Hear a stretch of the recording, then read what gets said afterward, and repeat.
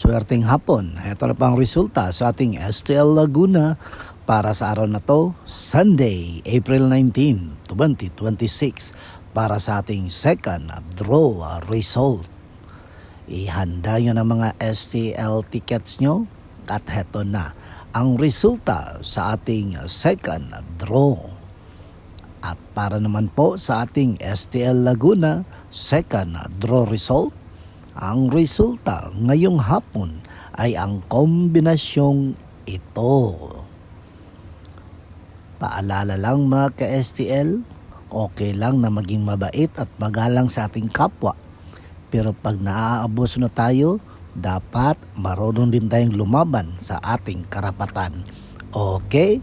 Don't forget to subscribe Purple Green TV. Paki-like, share at comment po. Thank you. Ingat kayo palagi.